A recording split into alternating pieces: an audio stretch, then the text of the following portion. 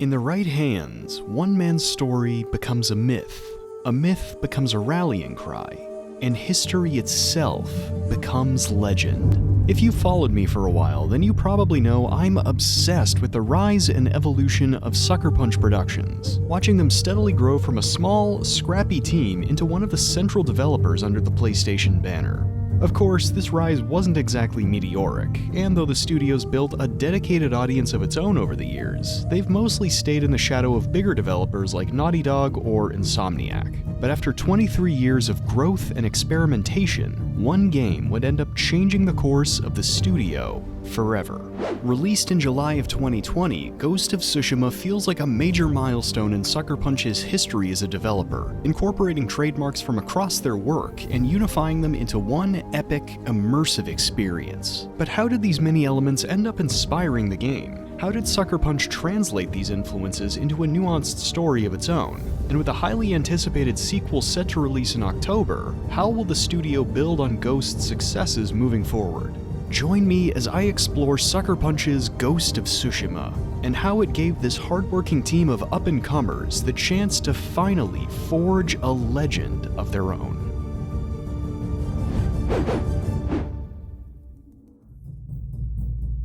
Since their founding in 1997, Seattle-based developer Sucker Punch built their reputation as a small but passionate studio, crafting 9 games over 3 decades through their work on the Sly Cooper and Infamous franchises. And Rocket was also there. Like a lot of their peers in the industry, Sucker Punch's iterative approach to development helped them build and refine their signature from title to title, keeping their Jungle Gym design philosophy in place while introducing new elements for each outing. As such, Ghost of Tsushima feels indebted to just about everything the studio's made across 4 generations of games, incorporating all manner of adventure, stealth, platforming, and choice-based mechanics. But even still, the game's development wasn't without its challenges. Following the release of Infamous First Light in 2014, Sucker Punch, then a team of 160, had decided to leave their franchise to start a new project, loosely conceptualized as an open-world game with a heavy focus on melee combat. Trying to find a fit for the concept, the team would experiment with everything from pirates, to Scottish folktales like Rob Roy, to French swashbuckling stories like the Three Musketeers, leading to a steampunk adventure concept titled Prophecy that was quickly scrapped until its demo leaked in 2020. And what a shame too, because Prophecy plays like a collage of everything in my brain that I think is cool. You're telling me we could have had a game that mixed Indiana Jones, Dishonored, and Assassin's Creed? My Treasure Planet loving ass would have eaten that up and asked for seconds. Eventually, the team managed to find inspiration through their shared love of Akira Kurosawa movies, prompting them to dig into the history of feudal Japan. When revisiting the game's development, co-founder and studio head Brian Fleming would state, "Early on, we concluded that we wanted to build a large, open-world experience. One that featured melee combat, but beyond that, we were uncertain. Could we structure a game and story that featured a relatable human experience, but also surround it with an anthology of other stories to explore? And how would we present the story? The world we were building had no modern technology, no glitzy superpowers to create visual spectacle. Oh, and the entire game would collapse if we couldn't figure out how to make melee combat work. All these were considered. Then one fateful fall afternoon, we found a historical account of the Mongol invasion of Tsushima in 1274, and the entire vision clicked into place." Opening at the historic Battle of Komoda Beach, the game follows Jin Sakai, played by Daisuke Tsuji, who engages the Mongols alongside his fellow samurai lords, only to suffer defeat at the hands of the efficient, brutal Khotan Khan. Saved from death by a thief named Yuna, played by Sumali Montano, Jin sets out to rally his people against their invaders, gathering allies from across the island, covertly striking at Mongol strongholds, and building his own fearsome legend as the Ghost of Tsushima. I guess what I'm saying is, we all know these samurai died at Komoda Beach, but what this video game presupposes is, maybe they didn't.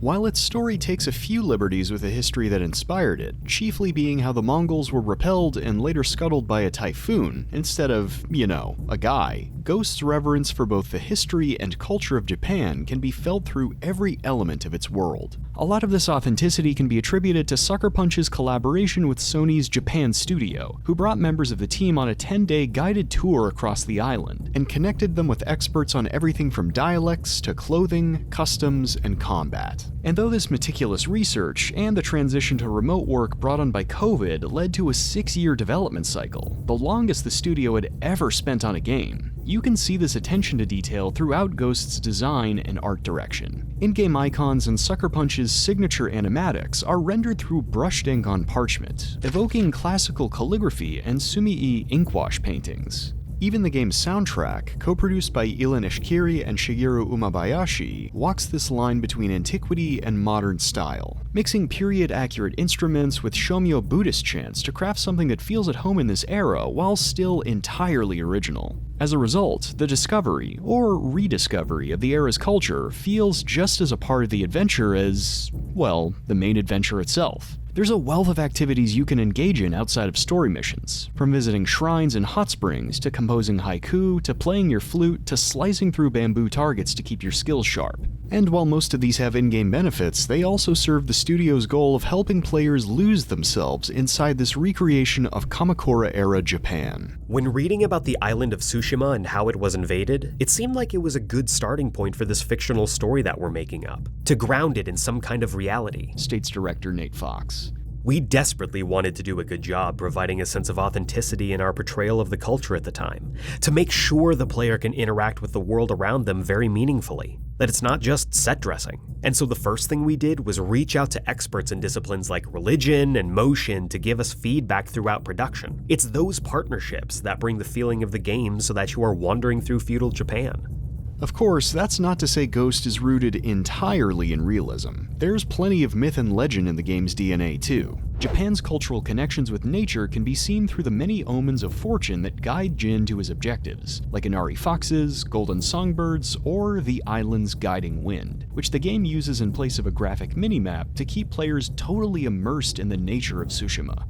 The game's episodic tales, which act as a more subdued version of Sly Cooper's cartoon framing device, usually send the player after real Japanese myths like cursed weapons or legendary warriors, so Jin can add them to his arsenal, further blurring the bounds between reality and fantasy. But easily the biggest influences on the game's style come from pop culture. Jin's surname is a tribute to both Stan Sakai and his Usagi Yojimbo comic series, and a fun nod to the wandering samurai arc Jin goes on throughout the story. And not surprisingly, the game also draws heavily from the works of samurai cinema master Akira Kurosawa, giving a much more polished, cinematic presentation to the game, as well as a dedicated black and white Kurosawa mode if you want to feel like you're playing through your own in-game version of Yojimbo. Of course, the incorporating of these many influences could easily lead to something that feels like an appropriation, especially in the hands of an American studio. Instead, the team took opportunities like this to add new levels of faithfulness to the game, working closely with Kurosawa's estate, painstakingly recreating the director's aesthetic textures, and even using the new mode to add on to the game's accessibility features.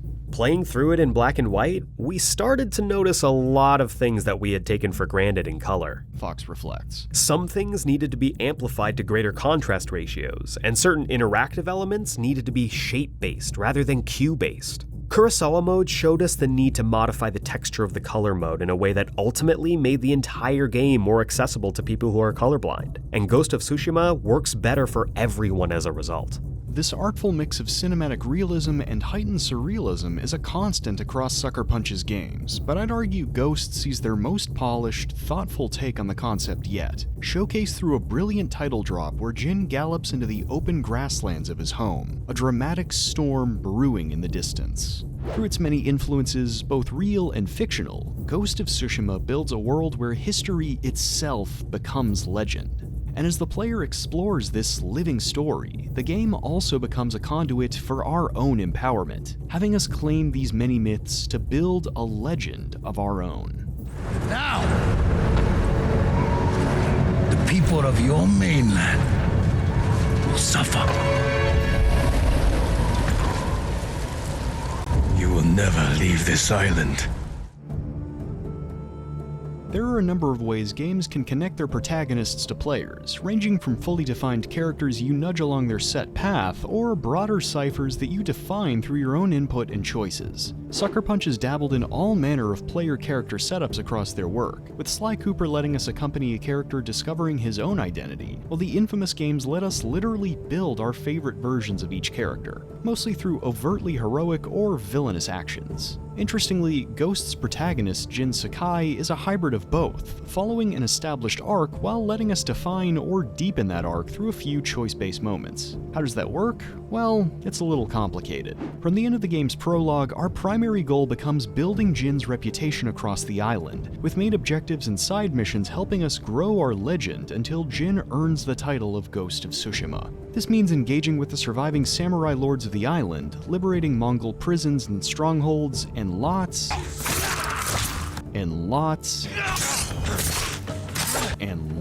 of combat. And this is where Ghost's synthesis of character-driven story and player input really shines through. As Jin fights his way across Mongol-occupied Tsushima, he's able to unlock different fighting stances, weapons, and resources to restore his samurai glory. And thanks to some really incredible flourishes, like the Sanjuro-inspired standoff mechanic, players can string together a litany of deadly combos that make them feel truly untouchable.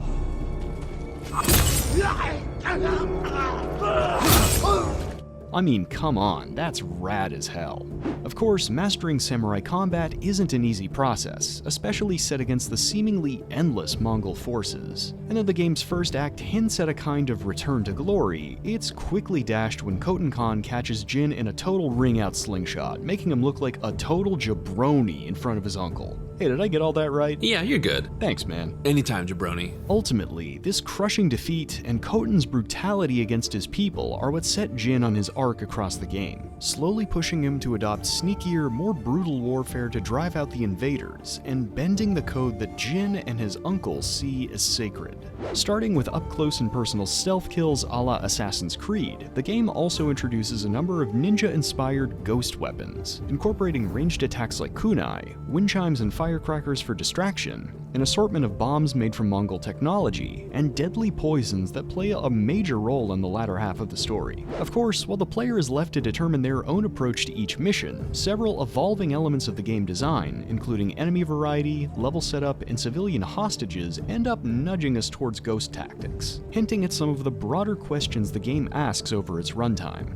When does tradition become harmful instead of helpful? What use is samurai honor if it ends up costing the lives of your people? And how much brutality can you inflict before you become the very thing you're fighting? Not surprisingly, these narrative arcs can sometimes clash with the game's open approach to combat and choice, setting the expectation that we can shape our experience like an Infamous. But even with these minor stumbles, Ghost's main theme is always front and center. When faced with a big enough threat, change is inevitable, for both society and the individual. You have no honor, and you are a slave to it.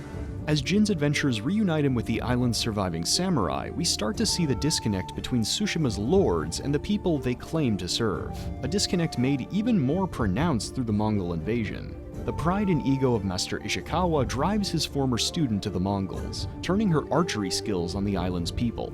Lady Masako Adachi abandons her role as a clan leader after the deaths of her sons, taking up a single-minded mission of revenge. Yuna, her brother Taka, warrior monk Norio, and Jin's longtime friend and rival Ryuzo all struggle to balance their loyalties with their own survival over the course of the story. But maybe the most polarizing force in the game is Jin's uncle Lord Shimura, who clings to his code as a feudal lord, refusing to fight the Mongols on their terms even as they continue to decimate his subjects. You defied me! I did what I had to. For them. Is this how you want to be remembered? He defended us! By spreading fear and chaos! We are at war.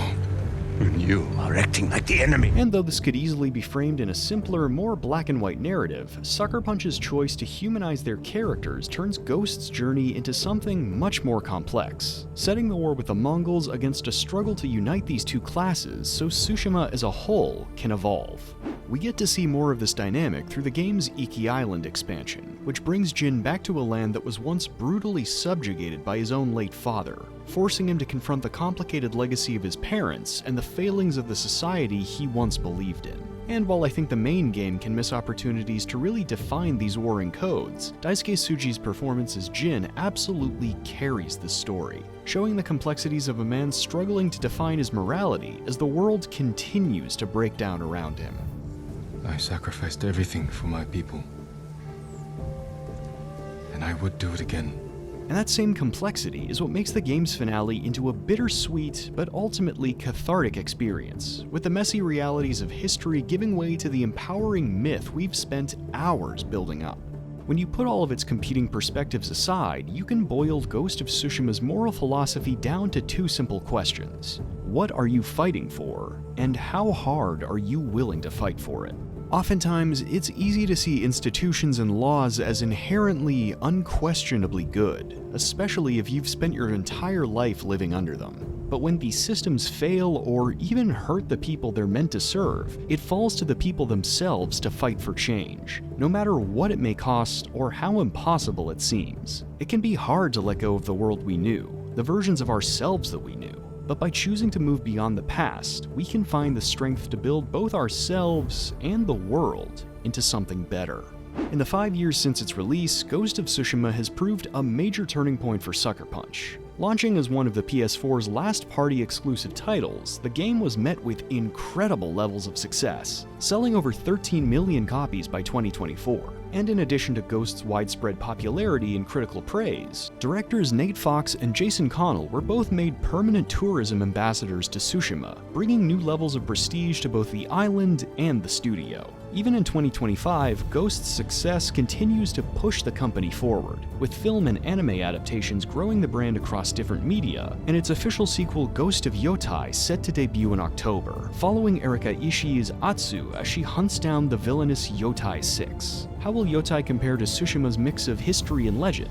Will Atsu's quest for revenge end up paralleling Jin's journey or contradicting it? And how will the studio continue to balance their growing successes with the culture, philosophy, and techniques they've built over the years, as well as the shifting tastes of an ever-evolving business? Like with most big-budget projects, only time will tell. But no matter how long they stay with this series, or where they end up taking it, I'll always have a special place in my heart for Ghost of Tsushima, the game that finally made Sucker Punch a legend in their industry. Thanks for checking out today's video, the latest in my ongoing series about Sucker Punch and their evolution as a studio. Believe it or not, I've been putting off playing this game for literal years, but with the Director's Cut releasing on PC and Ghost of Yotei coming out in October, I thought this would be the perfect opportunity to sit down, play through it, and pick apart how everything worked. Do you have a favorite Sucker Punch game? What are your thoughts on Ghost of Tsushima? How are you feeling about Ghost of Yotei? I'd love to hear about it in the comments. If you like this video, please feel free to like, comment, share, and subscribe. Every little bit helps the channel out a lot. I'd also like to give a special thanks to Carol Ann Brenneman, The Comics Cave, and my patrons, who are helping me to grow this channel and continue doing what I love, and hopefully what you love too. Until next time, stay safe, stay healthy, and try finding your own little corner of history to leap into.